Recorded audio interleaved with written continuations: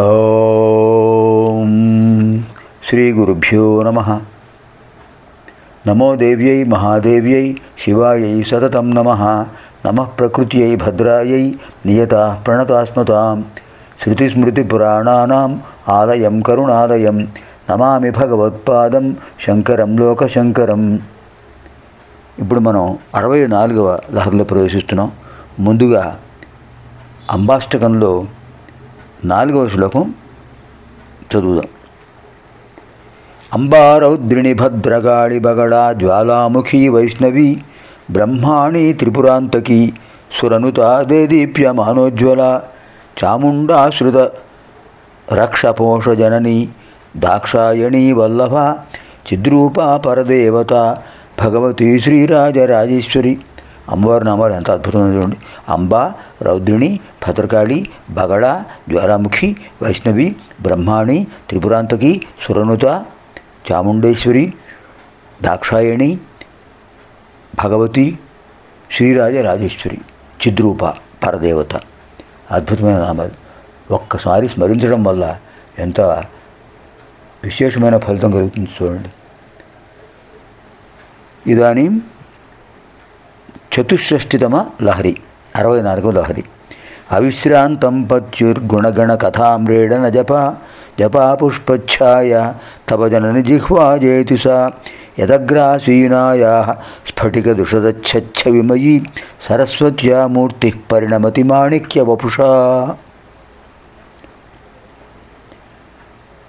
హే జనని, ఓ జగన్మాత, జపా పుష్పఛాయ, ఎర్రటి జపా పుష్పం, మందార పువ్వు లాంటిది. ఆ జపా పుష్పం యొక్క రంగు లాంటి, ఆ వర్ణం లాంటి వర్ణం గురించి తవ, నీ యొక్క సా జిహ్వా, ఆ నాలుక. ఇక్కడ ఈ శ్లోకంలో అమ్మవారికి జిహ్వా సౌందర్యాన్ని వర్ణిస్తున్నారు. ఆ నాలుక అవిశ్రాంతం, విశ్రాంతి లేకుండా, అనవరతం, నిరంతరం, పత్యు భర్త అయిన శివుడి యొక్క గుణగణ కథామ్రేడన జప, ఆయన యొక్క విజయయాత్రల గురించి వర్ణిస్తూ అమ్మవారు అద్భుతంగా చెప్తున్నారు వసుంజాది వాగ్దేవతలకు. త్రిపురాసుర సంహారం మొదలైనటువంటి అద్భుతమైన కథలను చెప్తున్నారు. అలా అనేక పర్యాయాలు శివుడి యొక్క పరమేశ్వరుడి యొక్క లీలా విలాసాలను వర్ణిస్తుంటే అద్భుతమైన కాంతి, ప్రకాశం అతిశయిస్తోంది, అద్భుతంగా కనిపిస్తోంది. అది ఎలా ఉందంటే యత్ అగ్రాసీనాయా, ఏదైతే ఆ నాలుక ముందు కూర్చున్నటువంటి జిహ్వాగ్రంలో ఉన్నటువంటి సరస్వత్యా, ఆ సరస్వతీదేవి యొక్క స్ఫటిక దుషదచ్చ విమయి, స్ఫటిక దుషదచ్చ విమయి, స్ఫటికం ఏ విధంగా తెల్లటి కాంతితో అద్భుతంగా ఉంటుందో, పారదర్శకంగా ఉంటుందో, అలాంటి మూర్తి ఆకారం మాణిక్య వపుష, పద్మరాగమణి యొక్క రూపంతో పరిణమతి, అలా మార్పు చెందిందా అనిపిస్తోంది. ఎంత అద్భుతమైన భావం చూడండి. జపాపుష్పం యొక్క రంగు వంటి రంగు ఉరిగిన అమ్మవారి యొక్క జిహ్వ తన భర్త అయిన శివుడి యొక్క లీలా విలాసాలను, అంటే త్రిపురాసుర సంహారాది గుణముల యొక్క సముదాయానికి సంబంధించినటువంటి ఆ కథలను మాటిమాటికి వసుంజాది వాగ్దేవతలకు, ప్రమథగణాలకు వర్ణిస్తూ చెప్తున్నారు అమ్మవారు. దానివల్ల అద్భుతమైన ఆ సౌభాగ్యం, సౌందర్యం విలసిల్లుతోంది. అంచేత సరస్వతీదేవి ఏం చేశారు, అమ్మవారి జిహ్వాగ్రంలో నిల్చున్నారు. నాకు ఈ అదృష్టం పట్టిందా, నేను పరమేశ్వరుడు యొక్క లీలా విలాసాలను వర్ణించగల శక్తిని పొందానా అని ఆ అమ్మవారి యొక్క జిహ్వాగ్రంలో సరస్వతీదేవి కూర్చుని అద్భుతంగా వర్ణనలు ప్రారంభిస్తుంటే, అలా అది ఎలా ఉందంటే ఆ సరస్వతీదేవి యొక్క ఆకారం పద్మరాగమణి యొక్క ఆకారంతో పరిణమించింది.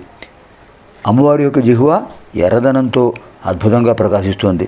సరస్వతీదేవి యొక్క తెల్లని ఆకారం కూడా ఈ ఎరుపు ప్రతిఫలించి ఎర్రగా కనిపిస్తోంది, మాణిక్యంలా ప్రకాశిస్తోంది. ఎంత అద్భుతమైన భావన. అమ్మవారి యొక్క జిహ్వాగ్రంలో సరస్వతీదేవి ఉన్నారు. ఆ సరస్వతీదేవి అమ్మవారిని స్తుతిస్తున్నారు, అమ్మవారు స్తుతిస్తున్నారు, సరస్వతీదేవి స్తోత్రం చేస్తున్నారు. అలాంటి అద్భుతమైన భావన త్రిపురాసుర సంహారాది, గజాసుర సంహారాది ఇలాంటి విశేషాలను మనకి ఇక్కడ కనిపిస్తున్నాయి.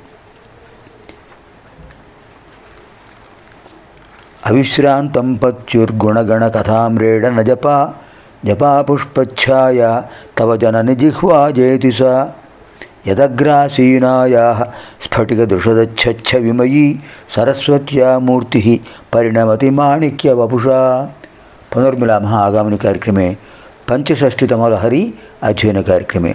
సర్వేభ్యः జగన్మాతృదేవ్యాः దివ్యానుగ్రహప్రాప్తిరస్తు. స్వస్తి.